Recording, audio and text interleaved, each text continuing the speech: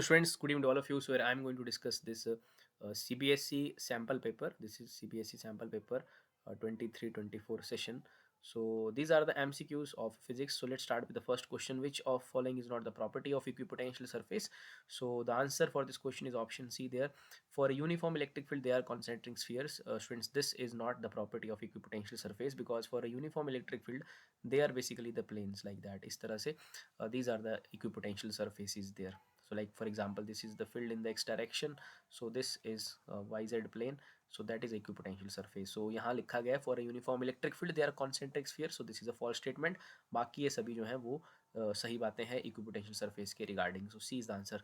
दूसरे की तरफ चलते हैं. एक डाइपोल है अपने पास जिसका इलेक्ट्रिक फील्ड दे के रखा है, in electric field of intensity दे के रखा है, at an angle of 30 degree experience torque दे के रखा है, चार्ज ऑन डाइपोल जिसकी लेंथ है 2 सेंटीमीटर निकालना है. सो टॉर्क का जो एक्सप्रेशन रहता है that is P E sine theta. So torque दिया है हमारे पास क्वेश्चन में 4 न्यूटन मीटर और पी का फॉर्मूला होता है students Q multiplied by dipole length. So it is मैं 12 लिख लेता हूँ. इनटू इलेक्ट्रिक फील्ड है 2 इंटू 10⁵ और at an angle of 30 degree, so this is sine 30 होता है हाफ. तो यहाँ 2 से 2 कैंसिल हो जाएगा और इस 2 से ये 4, यहाँ बचेगा हमारे पास 2 और यहाँ रहेगा Q मल्टीप्लाइड बाय लाइक जो हमारे पास लेंथ दे के रखी है बेसिकली डाइपोल का जो लेंथ, सॉरी चार्ज निकालना है, डाइपोल का लेंथ दे के रखा है हमारे पास स्टूडेंट्स 2 सेंटीमीटर. सो बेसिकली ये जो 12 था, अभी मैं रुकिए जरा मैं इसको काटता नहीं हूँ, I will just put it like that Q multiplied by this is 2 centimetre, so I will put as 2 into 10⁻². Okay, इस तरह से आप सॉल्व कर सकते हो. ये मैंने यहाँ पर 12 का वैल्यू भर दिया, इस बात का ध्यान रखना है. This is the length of dipole, so length of dipole means 12. So 12 is basically 2 centimeter, but we have to convert into meters. So then again we have electric field 2 into 10⁵ multiplied by sine theta था अपने पास half. तो students यहाँ 2 से 2 अब cancel कर देते हैं और इस 2 से वो 2 कैंसिल कर देते हैं. सो इस तरह से 2 is equal to Q multiplied by like this is 10⁵, this is 10⁻², this is 10⁻3. तो यहाँ से Q की वैल्यू आ जाएगी 2 इंटू 10⁻³ कूलम और आंसर हमारे मिली कूलम्स में दे के रखे हैं. So it is 2 into 10⁻³ coulomb means 2 milli coulomb. So option B जो है वो इसका सही आंसर है. So take care of this thing that कि जो डाइपोल का लेंथ है वो 2 सेंटीमीटर दिया है, वो बेसिकली 12 जो है आपका वो 2 सेंटीमीटर के बराबर है. आगे बढ़ते हैं क्वेश्चन नंबर 3 की तरफ. So in this question number 3 we have a metallic plate exposed to white light emit electrons, so this is related to the photoelectric effect there. So एक metallic plate है जिसको हमने expose किया है white light, exposed to white light, it emit electrons. For which of the following colors of light the stopping potential will be maximum? तो students जो electron emit होकर निकलेंगे, जैसे let's suppose these are the electrons ये emit होकर निकल रहे हैं, तो सबसे ज़्यादा स्टॉपिंग पोटेंशियल उनके लिए लगाना होगा जो इलेक्ट्रॉन्स हाईली एनर्जेटिक होंगे. जो सबसे ज़्यादा एनर्जेटिक होंगे उनके लिए स्टॉपिंग पोटेंशियल का वैल्यू भी मैक्सिमम रहेगा. और the energy of the ejected electron basically depends on the frequency. So higher the frequency, higher will be the stopping potential. So अगर मैं यहाँ पर बात करता हूँ ब्लू, येलो, रेड, इन सभी में जो सबसे ज़्यादा फ्रीक्वेंसी है, जो सबसे ज़्यादा एनर्जेटिक है, वो है अपने पास वायलेट. सो वायलेट लाइट के कॉरस्पॉन्डिंग जो इलेक्ट्रॉन्स इजेक्ट होंगे उनकी काइनेटिक एनर्जी सबसे ज़्यादा होगी, तो उनको रोकने के लिए स्टॉपिंग पोटेंशियल भी सबसे ज़्यादा लगाना पड़ेगा. This is your spectrum VIB GYOR. This is the increasing order of wavelength, like approximately 400 to 700 nanometer. So this having the less wavelength than the red, so violet is more energetic there. So सबसे ज़्यादा stopping potential लगेगा the electrons that is related to the violet. So D is the answer for this question number 3. So students आगे बढ़ते हैं question number 4 की तरफ. Alpha particles Saint through the thin gold foil, Rutherford experiment की बात की जा रही है. Most of them go straight through the file because. तो स्टूडेंट्स पार्टिकल जो है वो अल्फा पार्टिकल गोल्ड फॉइल के थ्रू हम भेजे, most of the particle straight चले गए because most of the part of the atom is empty. So this is the correct answer. Like this is positively charge, ये भी गलत बात है. और mass of alpha particle is more than the mass of electron, this is not, कोई मतलब ही नहीं है इसका. Alpha particles move with high velocity, this is also wrong statement. So because most of the part of the atom is empty, like whole of the mass is concentrated at the nucleus, that is known as the nucleus. So this C is the correct answer for this question. Now come to the fifth question. Electron is moving along the positive x-axis. Magnetic field is parallel to y-axis. In which direction the magnetic force will be acting on the electron? So we know that magnetic force is Lorentz force, that is F is equal to Q V vector cross B vector. So this is the expression for the Lorentz force. So we are going to get the direction of the particle. So you can also calculate this simply using the Fleming left hand rule, or you can also get this by using this formula. So like this is the particle is electron, students, it is going in the plus x. Let's suppose this is plus x direction, और obviously this is plus Y, let suppose plus Y direction, okay. और Z axis जो है आपके face की तरफ को रहेगा, so third one there, so this is plus X, this is plus Y, so electron is going in the plus x direction, this is the direction of motion of electron, magnetic field is being parallel to the positive y axis, तो ऊपर की तरफ जो है students वो magnetic field है। So rule है v cross p, सो अगर आप क्रॉस प्रोडक्ट करेंगे हाथ को, राइट हैंड रूल का भी इस्तेमाल कर सकते हो, स्क्रू रूल का इस्तेमाल कर सकते हो, it is v cross p। so velocity of the particle is basically in the I cap direction and magnetic field is in the basically J cap direction, so I cross J students के होता है, लेकिन this particle is electron, सो इसका charge जो है वो negative हो जाएगा। सो अगर आप यहाँ पर क्रॉस प्रोडक्ट करते हो, वी क्रॉस भी करते हो, आई होप आप समझ पा रहे हैं, आप इस तरह से वी क्रॉस भी करोगे तो आपके फेस की तरफ आपका थंब आएगा, लेकिन ये पार्टिकल जो है वो इलेक्ट्रॉन है, नेगेटिवली चार्ज पार्टिकल है, इट मीन्स दैट जो हमारा आई क्रॉस जे करने पर के आ रहा है, तो हमारा जो आंसर होगा वो माइनस के हो जाएगा, means minus Z direction, so it is minus z direction. You can simply do this thing with your Fleming left hand rule, FBI, so like by putting the respective fingers in the respective direction, जो आप जानते होंगे, thumb आपका force देता है, first finger आपका magnetic field की तरफ आपको रखना है, और आपकी जो इंडेक्स सॉरी मिडल फिंगर है उसको आपके पार्टिकल के मोशन की तरफ रखना है या करंट की डायरेक्शन की तरफ रखना है। So if it was a positive charge particle, अगर ये पॉजिटिवली चार्ज पार्टिकल होता तो आंसर हमारा लाइक के कैप होता, मीन जेड होता, प्लस जेड होता, but it is a negatively charge particle, इसलिए इसका आंसर जो है वो माइनस लग गया यहाँ पर, माइनस जेड एक्सिस। आगे चलते हैं सिक्स्थ क्वेश्चन की तरफ। The relative permeability of a substance X is slightly less than the unity, so एक सब्सटेंस है एक्स जिसकी परमेबिलिटी, रिलेटिव मैग्नेटिक परमेबिलिटी 1 से कम है, और एक y है जिसकी थोड़ी ज़्यादा है, 1 से थोड़ी ज़्यादा है स्टूडेंट्स। तो जिसकी 1 से थोड़ी ज़्यादा होती है वो बेसिकली एक पैरामैग्नेटिक सब्सटेंस रहता है, दैट इज़ अ पैरामैग्नेटिक, और जिसका परमेबिलिटी 1 से कम रहता है that is diamagnetic substance. So x is dia and y is para, so this is the D option is the answer, x is dia and y is paramagnetic. So paramagnetic की relative magnetic permeability 1 से थोड़ा ज़्यादा है और dia का थोड़ा 1 से कम है। सो स्टूडेंट्स आगे बढ़ते हैं क्वेश्चन नंबर 7 की तरफ। Ammeter of resistance 0.81 ohm reads up to 1 ampere, the value of shunt required to increase the range to 10 ampere. So students basically यहाँ पर आपको लिखा गया है ammeter, so you can consider this also as a galvanometer. So ammeter है जिसकी resistance इतना है, 1 एम्पियर तक कर सकता है, आपको इसको कन्वर्ट करना है और इसकी रेंज को बढ़ाना है। जैसे आपने पढ़ा होगा कि आप गैल्वेनोमीटर की रेंज को बढ़ाते हो शंट को पैरेलल में लगा के, तो यही समझ लीजिए कि आपके पास एक एमीटर है जो इतना रीड कर पाता है, आपको उसकी रेंज को बढ़ाना है 10 एम्पियर तक, आपको एक शंट लगाना है पैरेलल में। तो मैं शंट का फॉर्मूला लिख देता हूँ सीधे सीधे। शंट का फॉर्मूला रहता है I G capital G upon I minus I G. So this is the general formula for the shunt calculation. Shunt और जो रेजिस्टेंस होते हैं, शंट और जो एमीटर होता है अपना, लाइक आपने अगर ये सर्किट देखा होगा, this is our shunt and that was our galvanometer. So ये दोनों पैरेलल में होते हैं तो इनके अक्रॉस जो वोल्टेज रहता है वो सेम रहता है, तो उसको इक्वेट करने के बाद we will get this type of equation. तो ये शंट का फॉर्मूला है। सो आई जी मीन्स वो कितना पहले रीड कर रहा था, दैट इज कॉल्ड आई जी, तो यहाँ 1 लिख लीजिए, और उसकी जो रेजिस्टेंस है वो दे के रखी है 0.81।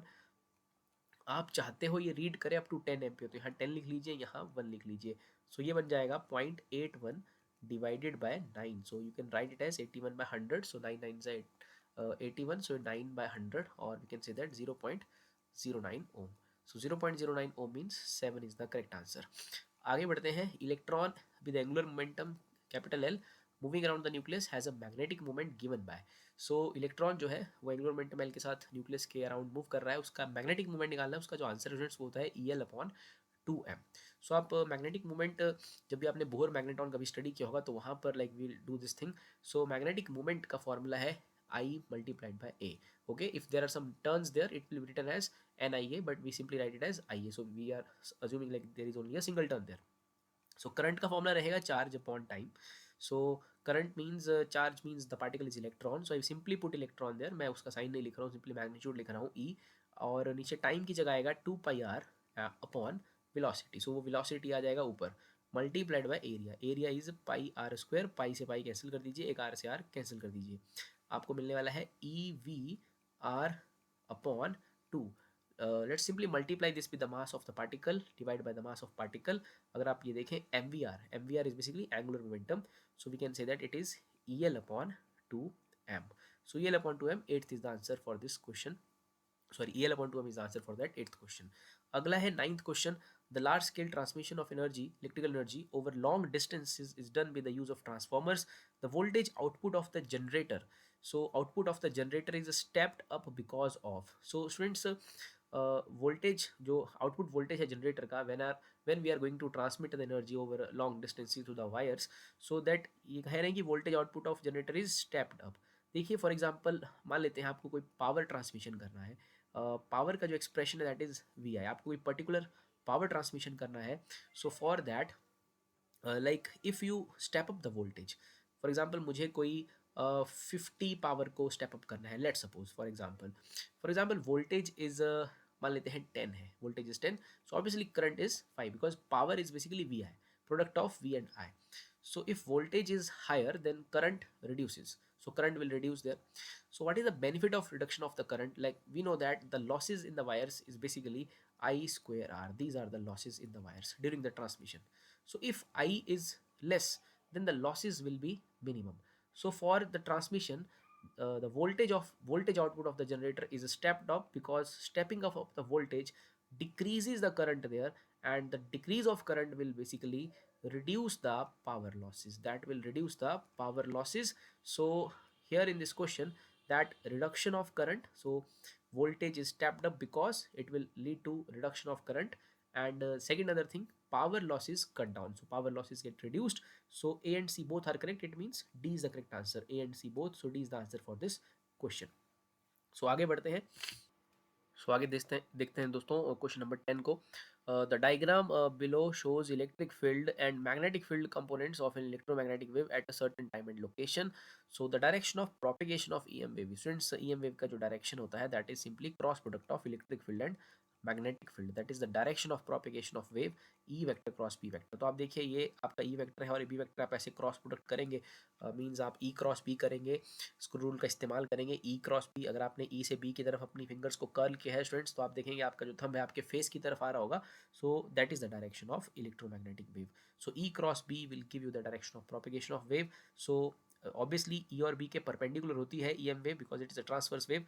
सो वो परपेंडिकुलर तो रहेगी, लेकिन ये आप देख रहे हैं आपके फेस की तरफ आ रहा है आपका थंब, तो out of the plane of the paper आ रहा है. सो ऑप्शन ए इसका सही आंसर है. So it is basically perpendicular to E and B and out of the plane of paper. आगे बढ़ते हैं क्वेश्चन नंबर 11 की तरफ. सो क्वेश्चन नंबर 11 में वी हैव अ कॉइल जिसका रेजिस्टेंस है 100 ओम और उसमें करंट इंड्यूस किया जा रहा है बाय चेंजिंग द फ्लक्स. आप ग्राफ देख पा रहे होंगे, like this is the variation of current with respect to time. So the magnitude of change in flux निकालना है आपको. देखिए आपको डी फाई निकालना है. As we know that EMF का जो फॉर्मूला रहता है that is D phi by D T minus D phi by D T. I am simply writing the magnitude there. सो अगर मैं करंट की बात करता हूँ, लाइक मेरे पास यहाँ करंट और टाइम का ग्राफ है, मुझे निकालना डी फाई है. So I can write current is equal to E M F upon resistance because resistance is also given in the question. और ई एम एफ की जगह मैं लिख सकता हूँ D phi by D T और यहाँ रहेगा आर. हमें डी फाई चाहिए स्टूडेंट्स, तो यहाँ से सॉल्व करने पर डी फाई की वैल्यू बन जाएगी I D T and multiplied by IDT multiplied by resistance. So IDT means we simply get the IDT from this graph, the area of this graph will give us IDT there और यहाँ से हम d phi निकाल लेंगे. So d phi का formula है IDT multiplied by resistance. So IDT, so graph देख लेंगे हम, इसका ट्राइंगल है यहाँ पर, half into base 0.5 into height that is 10 into resistance is 100. So it is written as 2 5 10. So it is like simply 5/10, यहाँ से 0 कट जाएगा. So it is basically 250 weber. So weber is the ऐसा unit for that flux. So it is 5 5 is 25 students and 25 into 10 is 250. So 250 is the answer. So 250 है हमारे पास option D there. सो 11 का जो answer है वो है option D. आगे देखते हैं, ये आखिरी एमसीक्यू है, मीन उसके बाद असर्शन रीजन क्वेश्चन होंगे. So the energy of electron in nth orbit of hydrogen atom is this. Energy का फॉर्मूला आप जानते हैं, electron in nth orbit of hydrogen atom is minus 13.6 like upon n square electron volt. So this is the formula.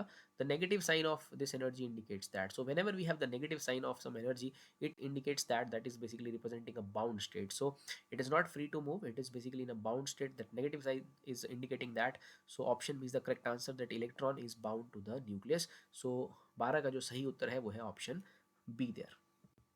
So students आगे चलते हैं assertion reason questions में. So these are the options there, A B C D इस तरह से आपको पढ़ना है, देन सॉल्व करना है. For a radiation of frequency greater than the threshold frequency, photo current is proportional to intensity. देखिए, आप जानते हैं कि अगर फोटो इलेक्ट्रिक इफेक्ट होना है तो आपकी जो इंसिडेंट रेडिएशन है उसकी जो फ्रीक्वेंसी है वो बेसिकली थ्रेशोल्ड से ज़्यादा होनी चाहिए, तभी आपका फोटो इलेक्ट्रिक इफेक्ट हो पाएगा। अगर आपकी इंसिडेंट जो रेडिएशन है उसकी फ्रीक्वेंसी थ्रेशोल्ड से ज़्यादा है तो फोटो इलेक्ट्रिक इफेक्ट होगा, लेकिन जितने वहाँ पर लाइक पार्टिकल्स आप निकाल पाएंगे उतना ही ज़्यादा क्या रहेगा आपका फोटो करंट। सो जो फोटो करंट है वो बेसिकली इंटेंसिटी पे डिपेंड करता है, बट बात यह है कि आपकी जो एनर्जी है उसकी फ्रीक्वेंसी थ्रेशोल्ड से ज़्यादा होनी चाहिए। तो आपकी रेडिएशन की फ्रीक्वेंसी ग्रेटर है थ्रेशोल्ड से, ऑब्वियसली फोटो इलेक्ट्रिक इफेक्ट होगा। नाउ कितने इलेक्ट्रॉन्स निकलेंगे वहां पर, कितने इजेक्ट होंगे, ये डिपेंड करेगा इंटेंसिटी के ऊपर कि रेडिएशन का इंटेंसिटी क्या है। जितनी ज़्यादा इंटेंसिटी होगी उतने ज़्यादा फोटो इलेक्ट्रॉन्स इजेक्ट होंगे और उतना ही ज़्यादा आपके पास वहाँ पर फोटो करंट रहने वाला है, फोटो इलेक्ट्रिक करंट रहने वाला है। सो वी नो दैट कि जो intensity is proportional to the photo current there. तो असर्शन तो सही है। आगे लिखा है greater the number of energy quanta available, means they are talking about the photons basically there. So greater the number of photons available, greater is the number of electrons absorbing the energy and greater is the number of electrons coming out of the material. So yes, this is correct. So जितने ज़्यादा आपके पास photons available रहेंगे उतना ही ज़्यादा आप वहाँ से electrons को इजेक्ट कर पाएंगे। Greater is the number of electrons coming out of the metal. So this thing is basically related to that, ये इसको जस्टिफाई कर रहा है। सो रीज़न इसको जस्टिफाई कर रहा है सर्शन को, बिकॉज इसमें कहा गया था कि पहले तो आप थ्रेशोल्ड से ज़्यादा दीजिए तभी आपका फोटो इलेक्ट्रिक इफेक्ट होगा, लेकिन number of like the photo current अगर आपको बढ़ाना है तो आपको इंटेंसिटी बढ़ानी पड़ेगी, क्योंकि जितना ज़्यादा इंटेंसिटी होता है उतने ही ज़्यादा फोटो इलेक्ट्रॉन्स वहाँ से इजेक्ट होते हैं और करंट ज़्यादा होता है। सो this is justifying that. So assertion भी ट्रू है और रीज़न भी ट्रू है और इसकी करेक्ट एक्सप्लेनेशन भी है, तो ये बन जाएगा अपना ऑप्शन ए देयर। 14 की तरफ बढ़ते हैं। Putting P type semiconductor slab directly in physical contact with N type semiconductor slab cannot form the PN junction. So this is true students. जो जब हमारे पास जंक्शन जो बनता है वो बेसिकली बनता है वहाँ पर there is chemical process. This is a chemical process means you can not say that कि आप एक पी टाइप सेमीकंडक्टर लें और हाथ से पकड़े और उनको ऐसे जोड़ दें। फिजिकली आप जंक्शन नहीं बना पाएंगे। This is basically chemically attached, एक तरह से समझिए केमिकली अटैच्ड है। There are various techniques to make the semiconductors there. So this is not a physical process. This process involves chemical level interactions, so that is we cannot form a slab semiconductor slab there in the physical by bringing them in physical contact. So this is true.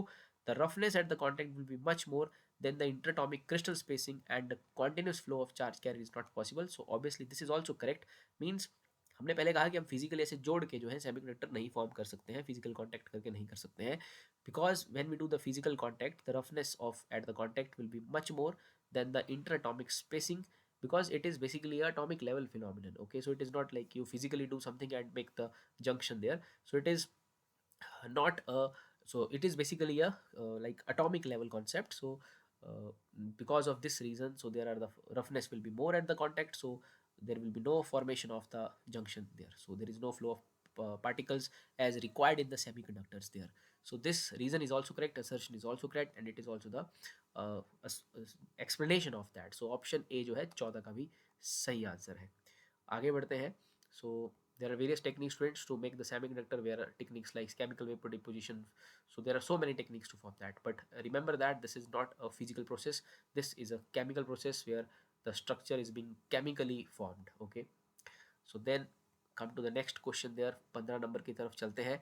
Electron has higher potential energy when it is at a location associated with a negative value of potential and has a lower potential energy when at a location associated with a positive potential. So देखिए क्या है कि मान लीजिए एक example की मदद से समझने की कोशिश करते हैं। This is some region having like negative बोला है, पहले तो नेगेटिव करते हैं। This is some region having negative potential. ये कोई ऐसा रीजन है जहाँ का पोटेंशियल जो है वो नेगेटिव पोटेंशियल है। So for example, I am going to bring some electron in this region. I have to do lot of work because I feel the repulsion. Electron feel the repulsion. So this is the region of negative potential. I am bringing some electron in this region of negative potential. I have to do work. It means that electron has higher value of potential energy. So electron has higher value of potential energy in a region of negative potential. So ये बात सही हुई। or has a lower value of potential energy when at a location associated with a positive potential. So we have a region of positive potential, it is not difficult to bring the particle electron there, so because this region is positive there, so there is no repulsion there. So it means that here much of work is no work is being required, basically we can say also in this sense. So in the case of negative potential region, work is being required to bring the particle there.